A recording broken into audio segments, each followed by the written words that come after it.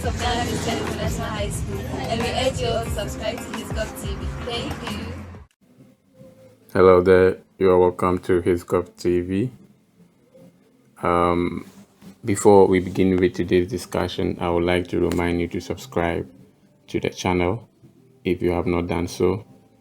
And if you have subscribed to, we thank you very much for your support. Over here, we are more into history, and quite recently, we are adding English language social studies as well to our playlist. So you can be checking that for sure. So in our previous discussions on the Organization of African Unity, we looked at the introduction. We did introduce ourselves to the Organization of African Unity, the OAU, which is now called the AU. And we learned that the OAU was formed on 25th May 1963 in Addis Ababa. And we also learned about the emergence of the two opinionated groups that emerged as a result of the formation of the OAU. We saw the Casablanca group as well as the Moravian group, and we learned that these two groups had different ideas towards the continental Union of Africa. And then we also looked at some of the aims of the Organization of African Unity. Again, one important thing we established in that lesson was that the Organization of African Unity was not the intended aim. It was not the intended aim of the brainchild of Dr. Kwame Nkrumah, who brought about the AU, or the African Unity. That was not the intended aim. So the intended aim was not to form an organization, but to form a political union of the United States of Africa. And that was one of the most important points we looked at, or we talked about. Good. And so if you missed that lesson, or in case you have not watched that lesson, I will include the link in the description under this video. More so, I may also add it as an end screen. So after this video, at the end of this video, you will see the link appearing on the screen, and then you can tap on it to go and look at that previous lesson about the Organization of African Unity. Now, today we are still on the Organization of African Unity. However, today we are looking at the problems of the organization. Every organization has its own problems. So what are some of the problems of the OAU from the time it was formed up to present? What has been some of the problems? And we all know that Africa has a lot of problems to deal with. So let's go in there and look at some of the problems of the Organization of African Unity, because in your final exams you may be asked to do so. We talk about some of the problems of the OAU. Good. So let's begin with our lesson objectives for today. So our lesson objectives for today is quite simple, that by the end of this lesson you will be able to discuss some of the problems of the OAU. So what are some of the problems? If you are asked in an exam, what are some of the problems of the OAU? You should be able to do that by the end of our discussions today.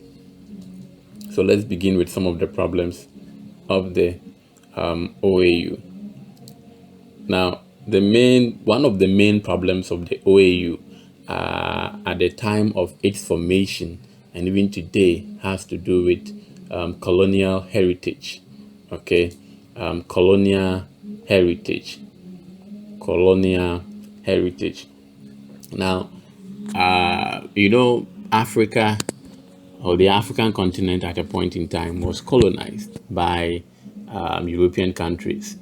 And so even after independence, some of these African countries still have ties. They still hold on to some of their former colonial masters. And this has been a problem with regards to the unity of the African continent, because some of these member countries who are part of the OAU were all colonized, with the exception of Sierra Leone and Ethiopia. All of them were all colonized, and most of these countries still owe allegiance. Okay, they owe allegiance to their former colonial masters. A typical example of such a group of countries were the Francophone African countries. And these, when we talk about the Francophone African countries, we are talking about the countries that were colonized by the French or by France. Now, these countries have cordial relations with France than their Anglophone neighbors, mainly because when you look at the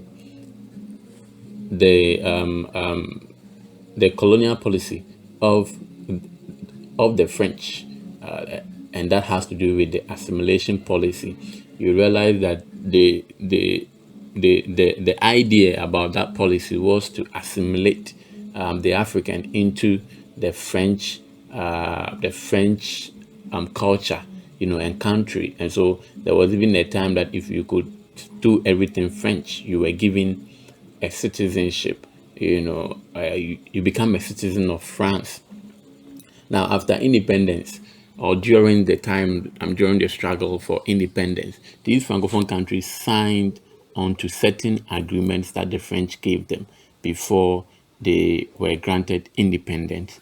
And so, as a result of that, most of these African Francophone countries are not really independent on their own, because I know that some of these Francophone countries still have their foreign reserves in banks in France, and they cannot even withdraw money from those foreign reserves unless the French authorize that. So you realize that yes, some of the Francophone countries are really not even 100% free.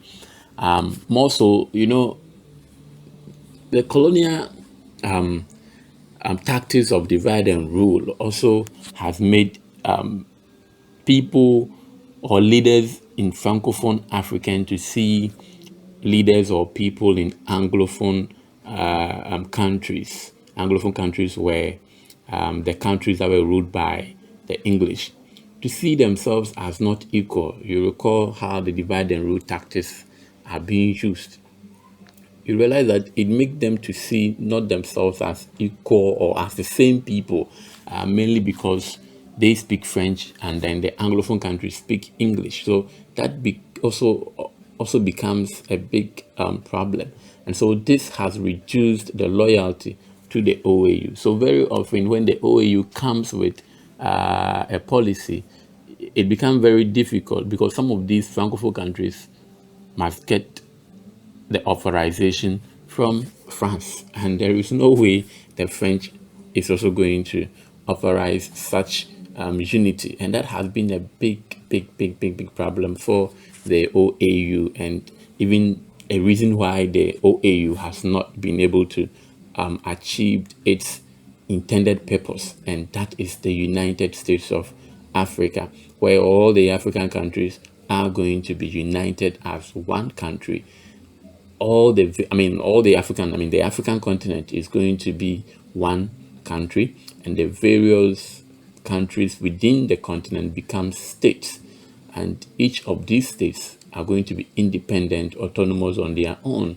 They will use their own flag. However, we are going to have one flag for the country called Africa. And so this problem of colonial heritage has been one of the reasons why the African continent has not been able to unite, even as at now from 1963 up to 2022. Nothing of that sort has happened. Good. So that is how the colonial heritage becomes a problem to the OAU. Let's take a look at another problem of the OAU. The next problem that we can talk about of the OAU has to do with financial constraint. Most African countries are not most African economies, let me say that, are not well-to-do economies. most of them are struggling. We all saw what happened during the pandemic. That even my country, for instance, we couldn't buy even one vaccine. With our own money, we relied on donors, and I know that is what happened to most of the other African countries. So financially, even though the members of the OAU are supposed to pay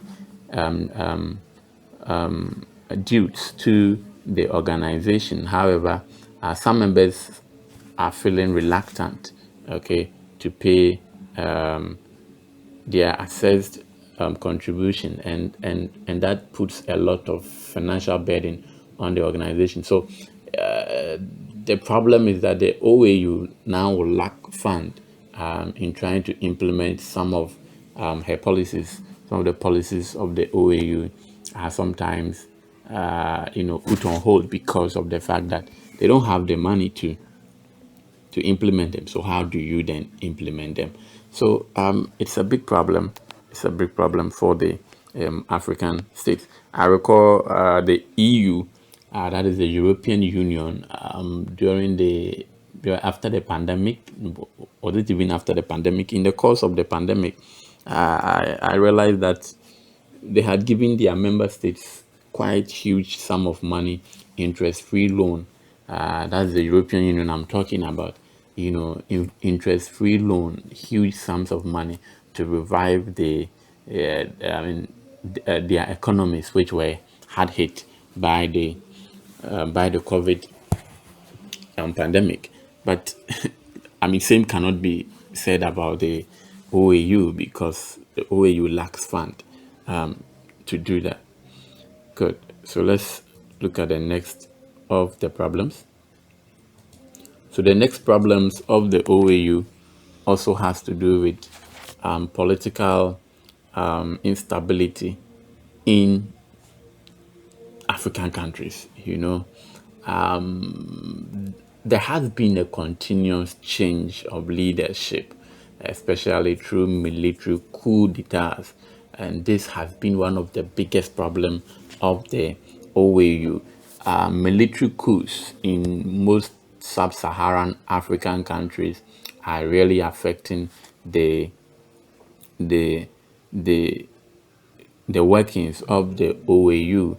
Even as at 2022, 2021, there were still, I think this year, Guinea, Mali, Burkina Faso, all these countries were still engulfed in military coups.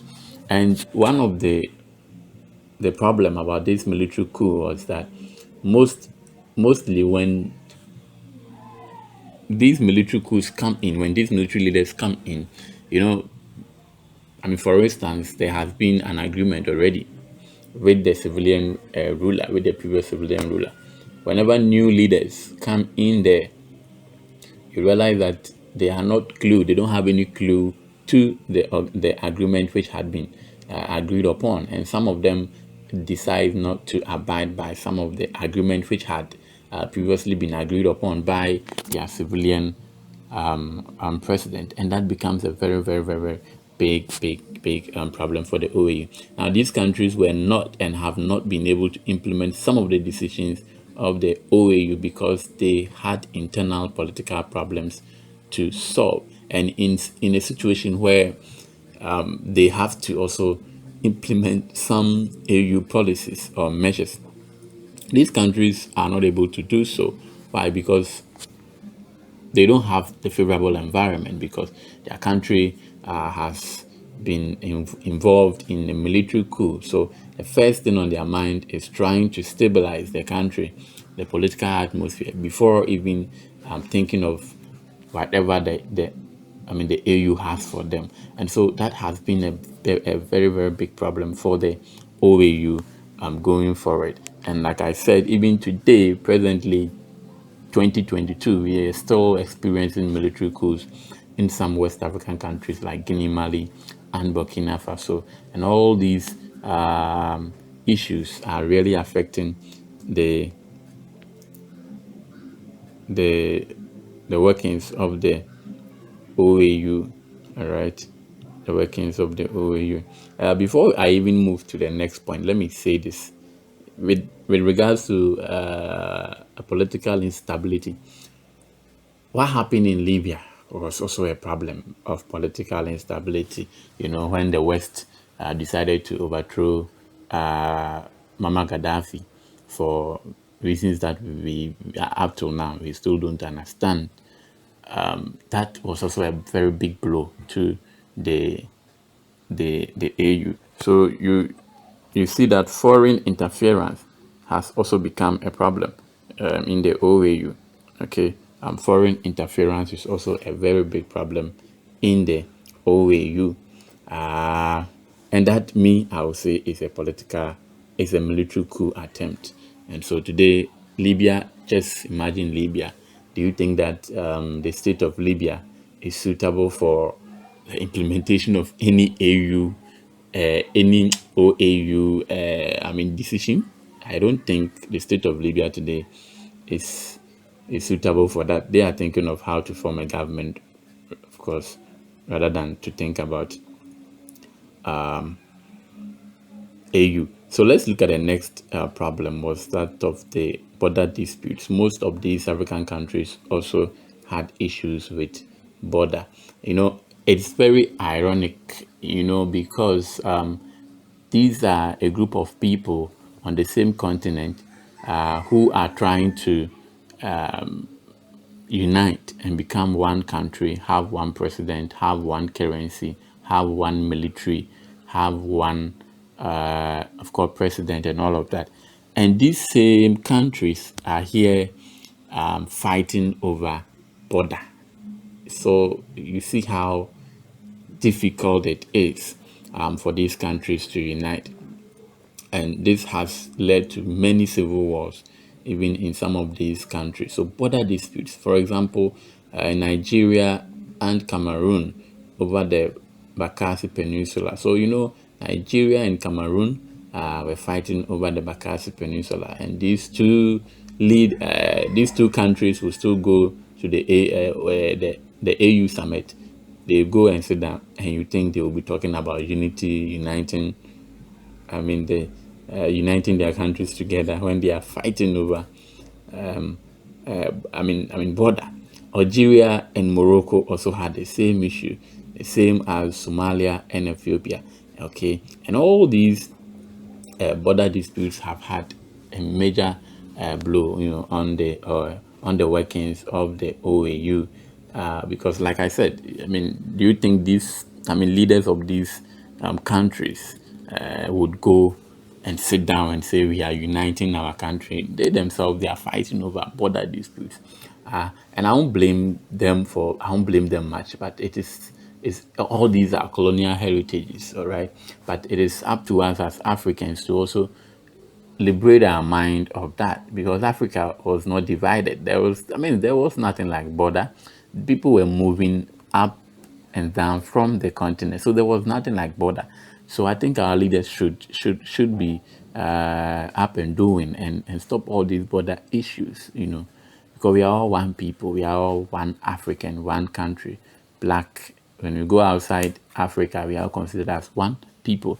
Even quite recently, there was an issue with Ghana and I think Cote d'Ivoire with regards to, I think, some part of the sea, something like that, I recall. So it is time our leaders, resolve some of these issues and have the mindset that Africa is not, we are not different countries. We should be one. In fact, at the beginning, people walked without any border restrictions. These border restrictions were demarcated because, or were brought about because of the partitioning, which was not the doing of any African country, but rather the Europeans. So it is up to us as Africans and as leaders to move towards that direction of no border on the African continent. Good. Let's look at more of the problems. Another problem was that of ideological differences. Ideological differences among member states has also weakened the unity of the organization. and it has not been easy for member countries to agree on many issues. And even right after right at the onset of the formation of the OAU, we saw two ideologies emerging. That's the Casablanca and the Moravian group, whereby one of these ideologies supported a radical approach to the issue of African unity, that Africans should unite now politically now and form a union government of Africa, where we should have one country, one currency, everything now. Whilst other group were also thinking that this idea, yes, it's good, but it's too premature. We should be moderate in our quest for unity, and therefore we should take it step by step instead of forming a union of African states now. And so, even at the beginning, it had to take the intervention of Emperor Haile Selassie to bring these two factions together for the OAU to even be formed. So that has been a bigger problem to the OAU, all right, ideological differences. The next one too has to do with the existence of sub-regional organizations. So within the African continent, or even within the AU, there has been the existence of other sub-regional organizations, and this has weakened the effectiveness of the OAU. Now, for instance, when you look at West Africa, they have an economic bloc that they call Economic Community of West African States, which include Ghana, Nigeria, and all of that. And then if you go to South Africa, the Southern Africa area, they also have the SADC, South African Development, the South African Development Community, and they include countries like Comoros, Angola, Botswana, and co.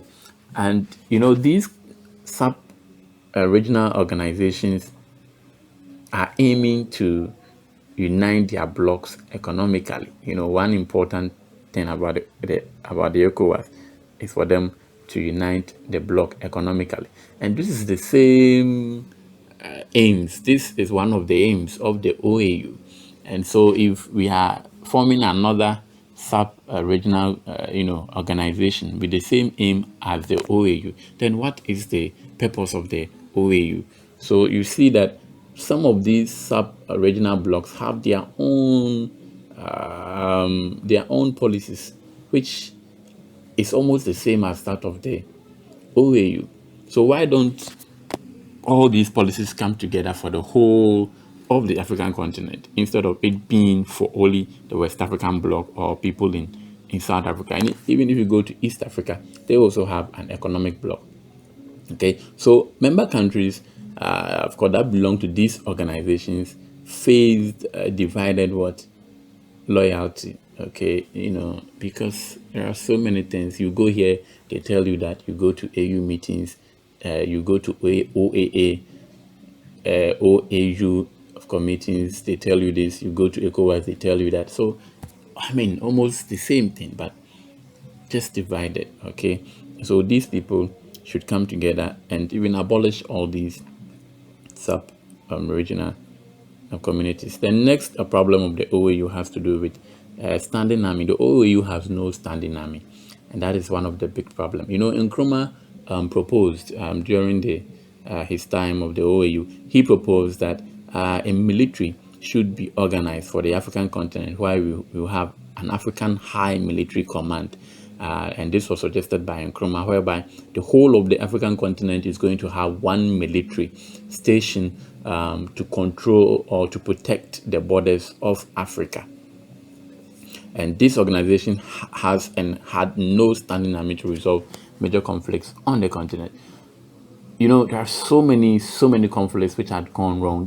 Today we have France and co coming into Mali and all of that to help cap the menace of this Boko Haram, Al-Shabaab in Somalia, the ISIS and all these things.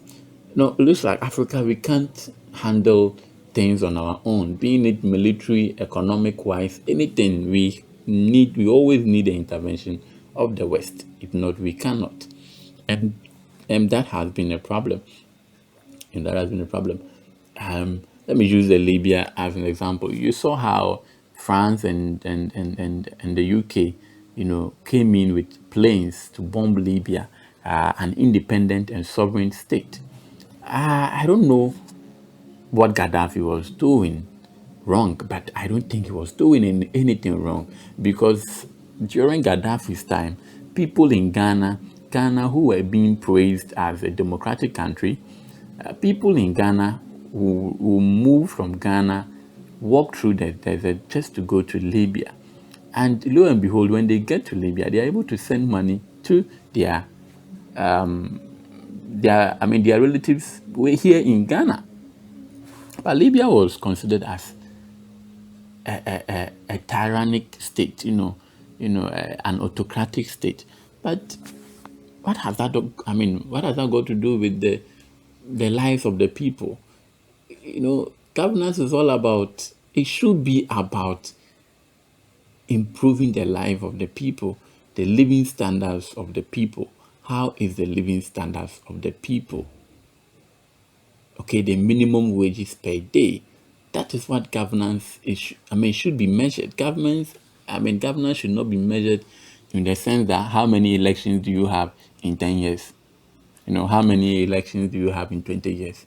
No, because Ghana at that time, we were being praised for democratic blah blah blah. But things were not going on well. People were dying of hunger in Ghana.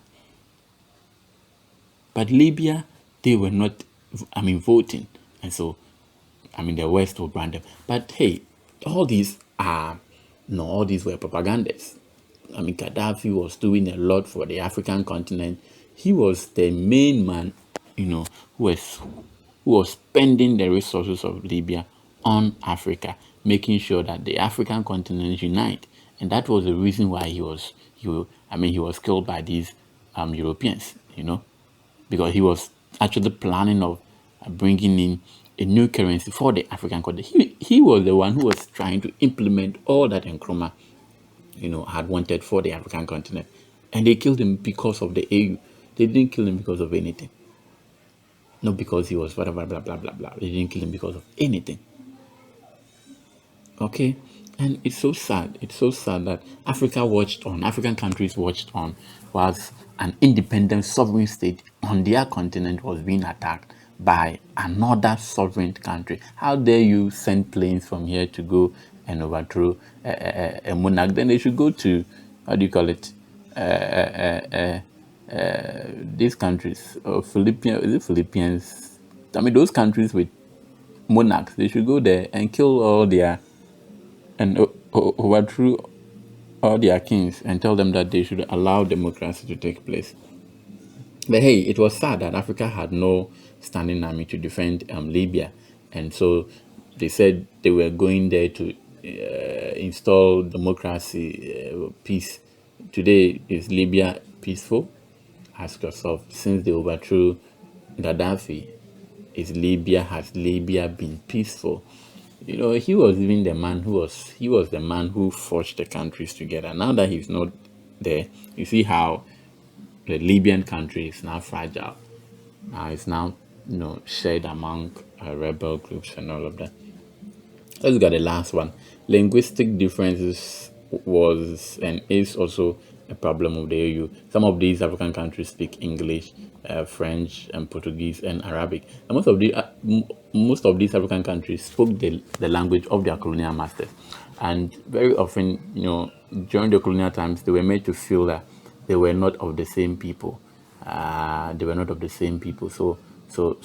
it kind of makes it somehow different. I wouldn't say that because of linguistic differences they couldn't understood each other.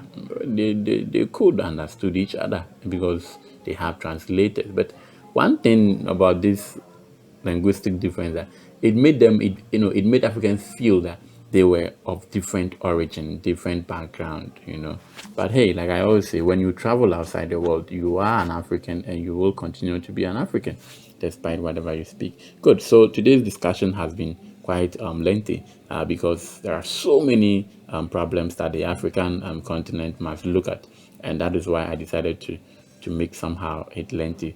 Good. So we have had a very good, interesting discussions for today. So try your hand on this work for me. This is this is a WASI question in August 2020. That's 2 years ago.